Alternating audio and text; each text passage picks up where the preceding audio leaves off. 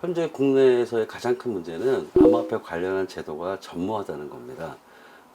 현재까지도 정부는 암호화폐에 대해서 이제 인정을 안 하는 그런 그 스탠스를 취하시는 것 같아요. 그러다 보니까 인정을 안 하니까 암호화폐 관련 시장에 대해서도 인정을 안 하시고, 그러다 보면은 이제 법 제도를 할 수 있는 아예 스타트를 못 하고 있는 상태가 현재 우리나라 그 상황이라고 생각하시면 됩니다. 가장 심각한 문제점은 시장의 혼란이죠. 예를 들어서 현실적으로 분명한 암호화폐 시장이 존재를 하고 돌아가고 있는데, 거기에 대해서 이제 법 제도가 안 돼 있다는 얘기는 바로 뭐냐면은 시장을 어떻게 보면 이제 방임하고 있다고 보면 될 수 있습니다. 그 방임한다는 얘기 뭐냐면 그 시장은 어떻게 보면 나쁜 속성에 더 쫓아가겠죠. 그러다 보면 이제 투자자 피해 같은 게 훨씬 더 많이 생긴다는 거죠. 그래서 저는 이런 방임보다는 지금쯤이면 이제 제도화 시켜서 어떤 시장을 약간은 최소한의 관리를 해야 되는 게 아닐까, 이제 그런 생각을 하고 있습니다.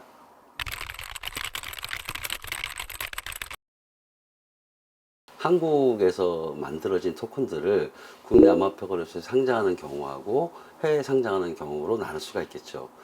해외 거래소도 워낙 종류가 많습니다.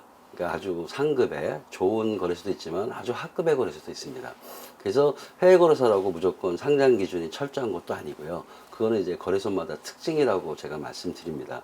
그러다 보면은 저는 뭐 해외 거래소, 암호화폐 거래소 이게 중요한 게 아니라 어떤 거래소든지 간에 그 거래소가 과연 상장 절차를 투명하게 하느냐, 그리고 실제로 그 코인이나 토큰에 대한 공시 제도가 잘 돼 있느냐라는, 투자자 보호를 위해서 얼마나 많은 노력을 하느냐, 이게 더 중요한 판단 기준이라고 생각을 해요.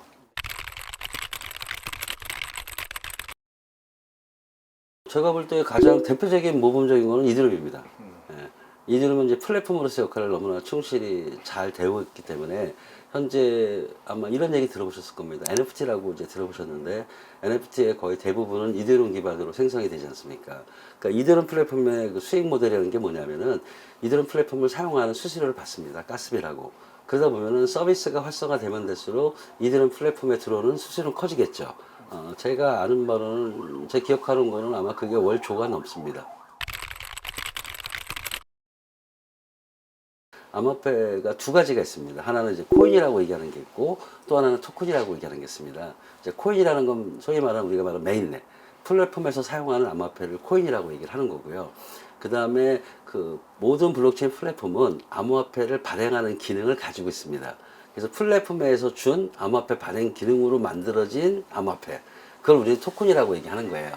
그러니까 대부분의 암호화폐는 아마 토큰일 겁니다. 우리나라 같은 경우도 메인넷 플랫폼 같은 경우는 제가 아는 바로도 열 몇 개가 있습니다. 그리고 전 세계적으로 봤을 때도 이제 메인넷이라고 하는 게 수십 개가 있어요. 나머지 대부분의 이제 암호화폐들은 다 토큰이라는 거죠. 비트코인이 예를 들어서 반감기가 있는 대표적인 암호화폐 코인이고요. 그 다음에 소각 같은 경우는 이제 뭐냐면은 이제 토큰을 우리가 처음에 발행을 했지 않습니까?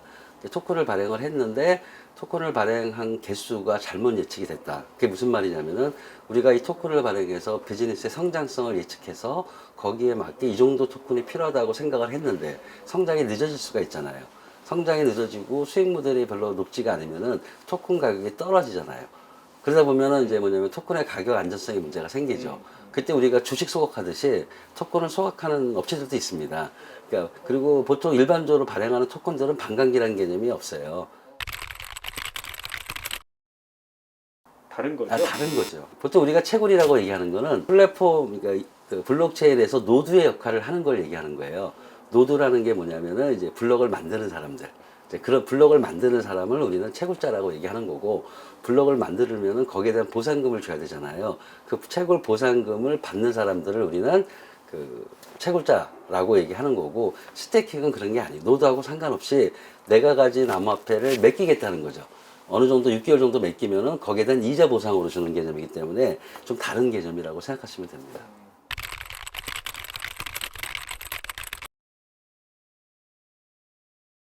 좀 그게 이제 암호화폐에 대한 법 제도할 때 하나의 중요한 이슈가 될 거예요. 예를 들어서 다단계 같은 경우는 불법입니다. 그러니까 제가 말씀드렸던 거는 뭐냐면은 건전한 토큰에 한해서 말씀을 드린 거고 이제 불건전한 토큰들이 많잖아요. 근데 대부분 불건전한 토큰들, 소위 말하는 사기성 토큰들이 쓰는 방법이 주로 다단계입니다. 왜냐하면은 일반적으로 토큰을 투자하는 사람들이 무조건적으로 토큰을 투자하는 거는 저는 강력히 반대합니다. 그러시면 안 된다고. 어느 정도 이제 암호화폐 개념이라든지 토큰이 과연 이게 필요한 건지 그 토큰을 발행한 이유가 있을 거잖아요. 그 토큰을 발행한 이유가 바로 어디에 써 있냐면 백서에 써 있다는 거예요. 나는 이런 토큰 비즈니스 모델을 만들 거다. 이제 그거를 좀 보고 이해해 주셔야 그리고 나서 투자를 했으면 하는 거고요. 그런 경우에 보면은 토큰 비즈니스 모델이 뭔지에 대한 거를 알기 위해서 백서를 보면은 저 같은 경우는 이게 사기인지 아닌지 금방 알 수 있어요. 근데 그 금방 아는 간단한 방법이 뭐냐면은 토큰을 발행했을 때 토큰은 아까 제가 이제 디지털 자산 세상이 온다고 제가 말씀을 드렸잖아요. 토큰은 반드시 대응되는 자산이 있어야 돼요. 그래요. 예. 예를 들어서 이제 예를 들자면 이제 그 미술품 같은 경우를 이제 NFT 토큰으로 만들잖아요. 그럼 그 NFT 토큰에 대응되는 자산은 미술품이겠죠.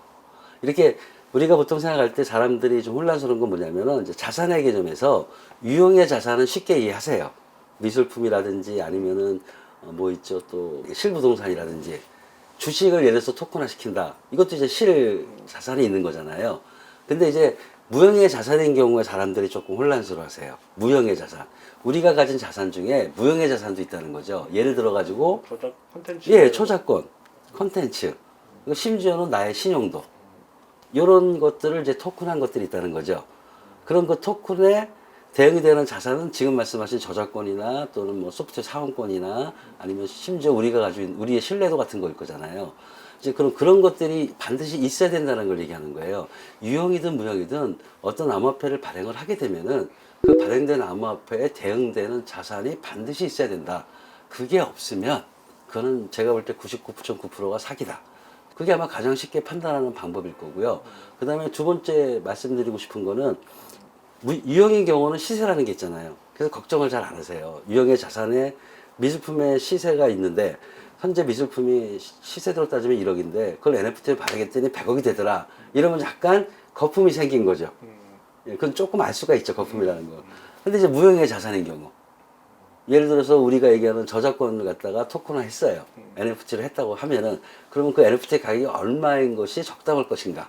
무형의 자산인 경우는 사실은 아직 그 대응되는 자산의 가치하고 그걸 토큰으로 표현했을 때 자산의 가치가 조금 괴리가 있다는 걸 전 느낍니다.